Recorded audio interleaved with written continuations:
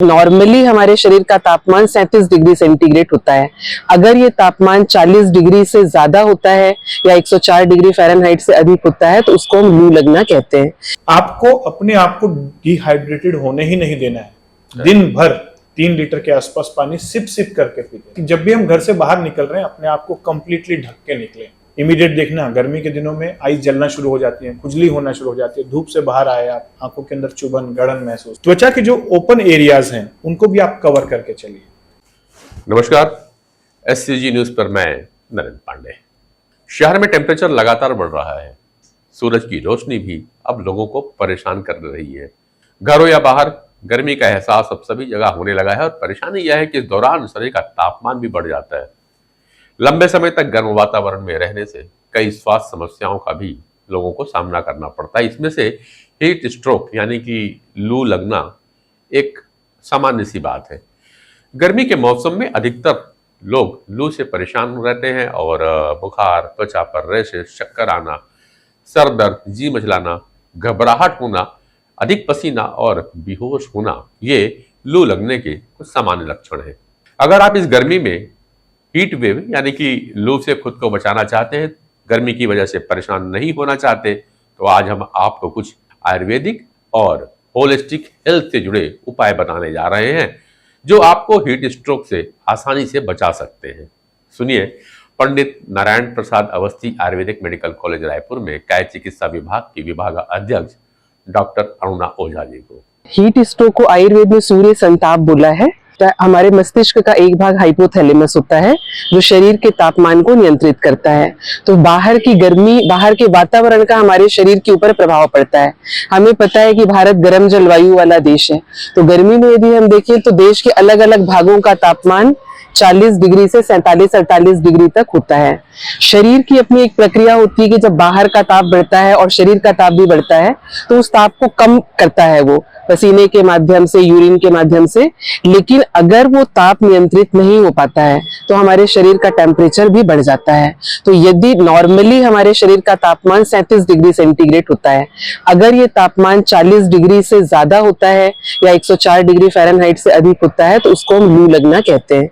आपने बिल्कुल सही कहा कि अगर हम पूरी तैयारी रखें तो उसका प्रभाव हमारे ऊपर कम पड़ता है। तो हमें क्या क्या सावधानी रखना चाहिए?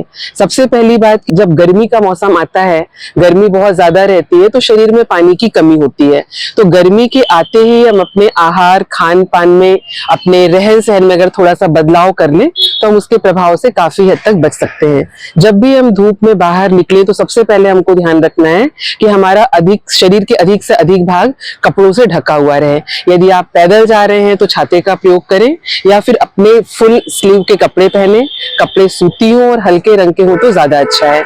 आप अपने चेहरे को कवर करके रखें, कान और सिर को कवर करके रखें और आप गहरे रंग के चश्मों का उपयोग भी कर सकते हैं। गर्मी का मौसम आते ही आप पानी की मात्रा बढ़ा दें और बेहतर होगा कि जब आप घर से बाहर धूप में जा रहे हों तो उस समय आप पानी पीकर जाएं और खाली पेट कभी भी ना जाएं, खाना खाकर जाएं। प्रकृति जो है, जो प्रकृति में जो परिवर्तन होता है और उसके कारण जो समस्या होती है उसका उपाय भी प्रकृति ही हमें देती है।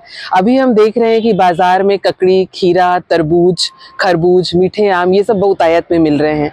तो ये फल ऐसे फल हैं जिनमें पानी की मात्रा बहुत अधिक होती है और साथ साथ जब हमारे शरीर से पानी निकलता है पसीने के रूप में तो मिनरल्स की भी कमी होती है। तो ये फल ऐसे हैं जो पानी की कमी के साथ साथ मिनरल की कमी को भी पूरी करते हैं। तो ऐसे फलों का भरपूर मात्रा में उपयोग करें।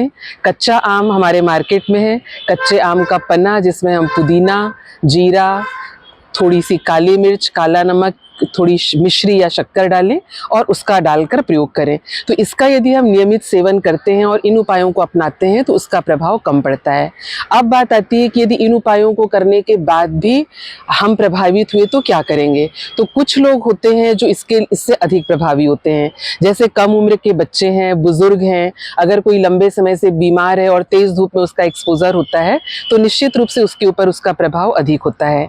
ऐसे ही कुछ लोग हैं जो धूप में लगातार काम काम करते हैं, जैसे हमारे मजदूर भाई हैं, एथलीट और कुछ स्पोर्ट पर्सन होते हैं जो धूप में अधिक समय तक खेले, या हमारी ट्रैफिक पुलिस है, सोल्जर्स हैं जो धूप में अधिक समय तक रहते हैं और काम करते हैं, तो निश्चित रूप से उनको अधिक सावधानी की ज़रूरत है और वो अधिक प्रभावित होते हैं। अब यदि आप प्रभावित हुए तो कैसे पता चलेगा कि आपको लू लग गई है? सबसे पहले तेज बुखार आता है, ये सबको पता है कि लू लगती तो तेज बुखार आता है। वो स्थिति कई बार खराब भी हो सकती है, लेकिन उसके पहले कुछ लक्षण ऐसे मिलते हैं जिससे हमको ये पता चलता है कि शायद लू लग गई है। तो उसमें सबसे पहला लक्षण है कि जब शरीर में पानी की कमी होती है तो हमको प्यास लगती है और मुंह सूखता है, और शरीर का तापमान थोड़ा बढ़े, कई बार सिर दर्द होता है, दिल की धड़कन बढ़ जाती है, पेशाब पीली होती है, आंख में हल्का पीलापन आ जाता है, और सिर में और कई बार पूरे शरीर में भी जलन होती है। तो इन लक्षणों से हमको पहचान जाना चाहिए कि, और उसके पहले यदि आपका धूप में या गर्मी में एक्सपोजर हुआ है तो आपको समझ जाना चाहिए कि शायद ये लू लगने का लक्षण है। तो कब आप घरेलू चिकित्सा करें और कब आप चिकित्सक के पास जाएं, ये जानना भी बहुत ज़रूरी है। आप ये लक्षण मिलते ही घरेलू उपाय करना शुरू कर दें, लेकिन अगर घरेलू उपाय करने पर आपको ऐसा लगे कि स्थिति नियंत्रण में नहीं है तो आपको तुरंत चिकित्सक के पास जाना चाहिए बिना देर किए। जब आपको ये लू लगने के लक्षण दिखाई देते हैं तो सबसे पहले आप जिस को लू लगी है, जो मरीज है, उसको घर में जो सबसे ठंडी जगह है उस जगह पर रखें, जहां पर कूलर की व्यवस्था हो या एसी चल रहा हो, और यदि कूलर और एसी नहीं है तो घर की जो सबसे ठंडी जगह है वहां रखें। कपड़े उसके ढीले हों, पंखा चल रहा हो, और उसको बराबर पानी की मात्रा, इलेक्ट्रॉल या फिर जो फलों का रस है वो बराबर उसको थोड़ी थोड़ी देर पर देते रहें। साथ ही तापमान बढ़ता है तो उसको नियंत्रित करना बहुत ज़रूरी होता है, क्योंकि उसका प्रभाव हमारे शरीर के मस्तिष्क पर, हृदय पर, किडनी पर, सभी अंगों पर पड़ता है। तो हम बर्फ का पानी या ठंडे पानी से सेक करें। अगर तापमान ज़्यादा है तो हम सेक करने की जगह उसको ठंडे पानी से नहला दें, या फिर किसी मोटे चादर या मोटे कपड़े को ठंडे पानी में डुबोकर उसके पूरे शरीर में लपेट दें, जो तापमान को कम करने में मदद करता है। इसके साथ साथ यदि हम उस पानी में हम गुलाब जल डाल दें या फिर थोड़ा सा चंदन का पाउडर डाल दें तो वो तापमान को कम करने में अधिक प्रभावी होता है। और तापमान हम चेक करते रहें। अगर तापमान नियंत्रित नहीं होता है या 103 डिग्री के ऊपर जा रहा है तो हमें बिना देर के चिकित्सक के पास जाना चाहिए। आयुर्वेद में आपने सुना होगा कि वातज, पित्तज, कफज बीमारियां होती हैं, तो जो लू लगना है या संताप है इसको हम पित्तज बीमारियों के अंतर्गत रखते हैं। तो वो सभी उपाय जो पित्त के उष्णता को कम करते हैं, पित्त के ताप को कम करते हैं, वो सभी उपाय यहाँ पर भी किए जाते हैं। लेकिन एक बात हमको ज़रूर ध्यान रखनी है कि ठंडे पानी में हमको बर्फ़ का पानी, कोल्ड ड्रिंक इसका प्रयोग नहीं करना है। हम घर में जो मटका होता है मिट्टी का, उसके पानी का उपयोग करें। आयुर्वेद में बहुत सारी दवाइयाँ हैं जो इसमें काम आती हैं, लेकिन बहुत जो सामान्य दवाइयाँ और बहुत अधिक उपयोगी दवाइयाँ हैं उसमें चंदन से बना हुआ चंदनासव है, खस से बना हुआ उशिरासव है, प्रवाल पिष्टी, मुक्ता पिष्टी, षडंग पानी, ऐसी बहुत सारी पित्त शामक औषधियाँ हैं जिनका प्रयोग चिकित्सक के परामर्श से किया जा सकता है। ये सारी औषधियाँ हैं तो इनका प्रयोग कभी भी कोई व्यक्ति स्वयं कोई किताब पढ़कर या मेडिकल स्टोर से लेकर ना करें। उसके लिए हमेशा औषधियों का प्रयोग करने के पहले किसी क्वालिफाइड डॉक्टर से सलाह लें और उनके मशवरे से ही कितनी मात्रा में लेना है और कितनी बार लेना है उसका प्रयोग करें। दोस्तों, लंबे समय तक धूप में वक्त बिताने से कई तरह की तकलीफें शुरू हो जाती हैं, जैसे कि इस मौसम में पसीना बहुत आता है और लोगों में डिहाइड्रेशन, कमजोरी लगना, हीट स्ट्रोक तब अधिक हो जाता है जब शरीर अपना तापमान कंट्रोल करने में असमर्थ हो जाता है। आयुर्वेद एवं वैदिक विज्ञान के अनुसार व्यक्ति 3 प्रकार के प्रकृति के होते हैं, जिसमें वात, पित्त और कफ समानता कहे जाते हैं। इन पर मौसम का अलग अलग प्रभाव भी पड़ता है। ऐसे ही व्यक्तियों पर हमने बात की डॉक्टर अनिल कुमार गुप्ता जी से, जो कि एक आई सर्जन के साथ साथ में होलिस्टिक हेल्थ कंसल्टेंट भी हैं। होलिस्टिक अप्रोच अपने प्रति क्या लेना चाहिए जिससे हम अपने इन गर्मी से होने वाली प्रॉब्लम से बच सकें। आयुर्वेद कहता है कि 3 प्रकार की जो प्रकृति है, वात, पित्त और कफ जी, तीनों की अपनी अपनी एक सीरत होती है, अपनी एक नेचर होती है, अपना एक बॉडी का उनका बिल्टअप है, और तीनों लोग गर्मी को लेकर अलग अलग प्रकार के सिम्टम शो करते हैं। ठीक है। पित्त जो गर्म प्रकार की प्रकृति कही गई है, ऑलरेडी उनके अंदर गर्मी बहुत ज्यादा होती है पित्त वाले लोगों के अंदर, तो ऐसे लोगों को गर्मी में और ज्यादा गर्मी महसूस होगी। साथ ही साथ उन्हें डिहाइड्रेशन होने के ज्यादा चांसेस। ठीक है। उनको एसिडिटी, स्किन प्रॉब्लम पेट की प्रॉब्लम, इंडाइजेशन की प्रॉब्लम इस मौसम में और ज्यादा बढ़ सकती है। गुस्सा भी उनका बहुत ज्यादा एग्रीवेट हो जाएगा, गुस्सा भी उनका बहुत ज्यादा एग्रीवेट हो जाएगा गर्मी के सीजन में। तो इन 3 प्रकार के प्रकृति में से पित्त वालों को गर्मी के सीजन में बहुत ज्यादा ध्यान देना, उन्हें गर्मी से अपने आप को बहुत ज्यादा बचा के रखना है। ठीक है। माइंड को भी कूल कूल रखना है, बॉडी को भी ठंडा ठंडा रखना है। यानी उन्हें जाना ही नहीं है गर्म टेम्परेचर में, क्योंकि समझना है उन्हें, उनका पित्त बढ़ गया तो एकदम से उनको फिर वो हीट स्ट्रोक आ जाएगा या कुछ ना कुछ ऐसा डिहाइड्रेशन हो जाएगा, चक्कर आ जाएगा, जो फिर बाद में उन्हें मेडिकल साइंस के द्वारा ठीक करवाएंगे। और आपको लगता है कि आपकी पित्त पर्सनैलिटी है तो गर्मी के मौसम में आपको ज्यादा सावधानी रखने की जरूरत है। आपको अपने आप को डिहाइड्रेटेड होने ही नहीं देना है। दिन भर 3 लीटर के आसपास पानी सिप सिप करके पीते हैं। वाटर बॉटल अपने साथ जरूर रखें और सिप सिप करके हर 20 मिनट के बाद, 25 मिनट के बाद 2 सिप पानी जरूर ले लें। जनरली हम क्या एक साथ 2 गिलास पी लिए, पानी प्यास लगी है, फिर उसके बाद 3 घंटे तक 4 घंटे तक पानी नहीं पी रहे। उससे ज्यादा अच्छा तरीका है कि इरिगेशन की तरह सिप सिप करके पानी पीते रहें, सुबह से लेकर शाम तक 3 लीटर के आसपास, 2.5-3 लीटर के आसपास पानी सिप सिप करके पिए, तो पूरी बॉडी का जो सिस्टम है वो इरिगेट होता रहेगा, मॉइस्चर मेंटेन रहेगा। राइट। दूसरा है कि जब भी हम घर से बाहर निकल रहे हैं अपने आप को कंप्लीटली ढक के निकलें। सर वाला एरिया जहां पर हेड के अंदर ब्रेन है, ब्रेन के अंदर में स्ट्रक्चर्स हैं, उसे एक्स्ट्रा प्रोटेक्शन की जरूरत है। आईज बहुत सेंसिटिव हैं, बिल्कुल। इमीडिएट देखना, गर्मी के दिनों में आईज जलना शुरू हो जाती है, खुजली होना शुरू हो जाती है। धूप से बाहर आए आप, धूल मिट्टी से आप घर आए तो इमीडिएट आंखों के अंदर चुभन, गड़न महसूस हो रही है। तो प्रोटेक्टिव आई गॉगल्स प्लस सर को कवर करके चलिए, नंगे सर मत चलिए। ठीक है। त्वचा के जो ओपन एरियाज हैं उनको भी आप कवर करके चलिए, क्योंकि अल्ट्रावायलेट रेज जो हैं, जो 11 बजे से लेकर 2 बजे के बीच में, 3 बजे के बीच में जो सन से जनरेट हो रही हैं, वो स्किन के लिए बहुत डैमेजिंग है। तो ऐसे क्वालिटीज के ग्लासेस ना यूज करें जो बहुत ही खराब वैरायटी के होते हैं, खासकर रोड साइड मिल जाते हैं। वो जस्ट एक कलरफुल ग्लासेस हैं और कुछ नहीं है। अल्ट्रावायलेट प्रोटेक्शन वाले ग्लासेस, कवर ग्लासेस जरूर पहने ताकि आईज को प्रोटेक्शन मिले। घर से बाहर निकलते समय आम का पना या अम्बली जो ठंडी रखते हैं, 2 चीजें मैं स्पेशली कह रहा हूँ, एक है मिलेट की अम्बली और दूसरा है आम का पना। ये दोनों चीजें आपके बॉडी के टेम्परेचर को मेंटेन रखती हैं, ठंडा रखती हैं। इसके अलावा जो आप कर सकते हैं वो है कि इस गर्मी के सीजन में, चाहे वो वात हो, चाहे पित्त हो, चाहे कफ हो, तीनों को सुबह के समय में 1 घंटे का अपना होलिस्टिक वर्कआउट करना चाहिए। गर्मी के दिनों में अपने को इंटेंस वर्कआउट नहीं करना है, क्योंकि ऑलरेडी बाहर का टेम्परेचर बहुत ज्यादा होता है। तो ऐसे में होलिस्टिक वर्कआउट बोलता है कि सबसे पहले आपको 15 से 20 मिनट का आसन करने हैं, जैसे सूर्य नमस्कार हो गया, योगासन, जिसके द्वारा बॉडी खुलेगी। फिर आपको 5 मिनट के एक्यूप्रेशर करना है बॉडी के अंदर में, जो नाड़ियां हैं वो कंप्लीटली खुलेंगी।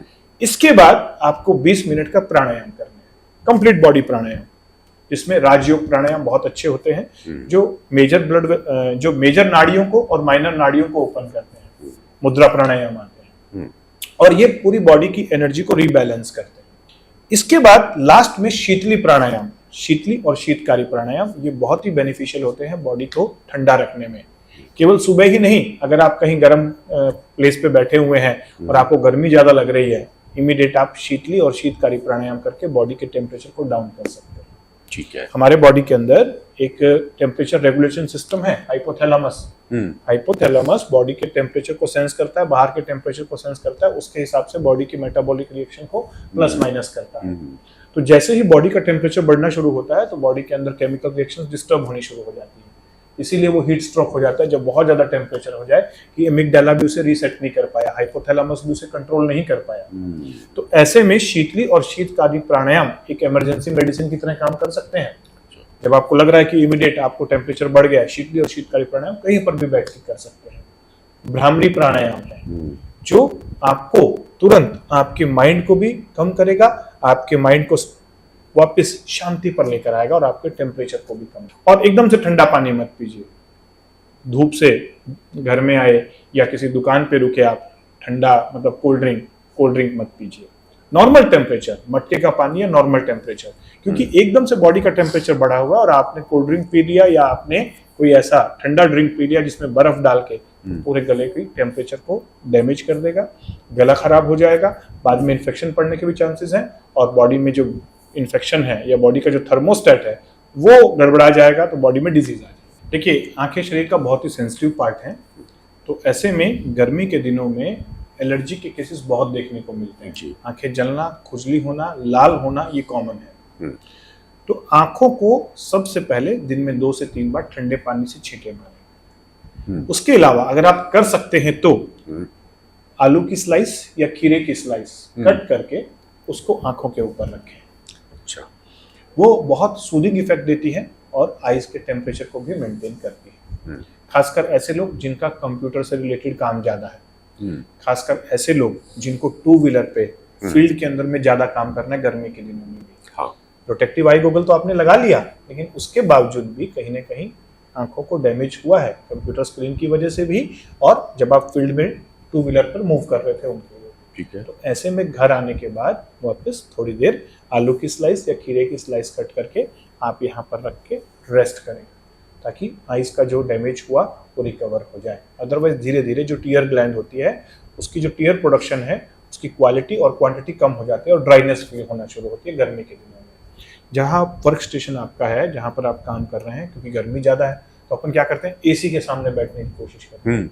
अगर एसी की जो एयर है डायरेक्ट यहाँ पर आ रही है आइज में, तो इवेपोरेशन ज़्यादा होगा और आइज में ड्राइनेस ज़्यादा होगी। अच्छा, तो ये बात हमेशा ध्यान रखें कि आपका जो वर्क स्टेशन है वो ऐसा ना हो कि आपको एसी की लाइट, एसी की जो हवा है वो डायरेक्ट आइज में पड़े। एसी आपका दूर होना चाहिए आपके वर्क स्टेशन से। ठीक है। ठीक है। कंप्यूटर पे जब भी आप काम कर रहे हैं तो 20-20-20-20 4 बार 20 रूल फॉलो करें। हर 20 मिनट के बाद 20 सेकंड के लिए नजरों को कंप्यूटर से दूर हटाएं, 20 फीट के डिस्टेंस पे देखें और 20 टाइम पलकों को झपका लें। ऐसा करने से मसल्स भी रिलैक्स होंगे और टीयर फिल्म भी अच्छे से स्प्रेड होगी, तो आइज के अंदर टायर्डनेस नहीं। तो ये सारी बातें हुई हैं हीट स्ट्रोक से हम कैसे बच सकते हैं। तो छोटी छोटी बातें हैं जो अभी हमने शेयर किया, होलिस्टिक वे से हम अपने आप को हेल्दी कैसे रख सकते हैं इस समर के सीजन में, इस गर्मी के सीजन में, जब सूर्य देव अपने प्रचंड रूप में रहते हैं। नहीं तो फिर अस्पताल में भर्ती होने के अलावा कोई चारा नहीं है। तो ध्यान रखिए, हेल्दी रहिए, मस्त रहिए, स्वस्थ रहिए। Thank you.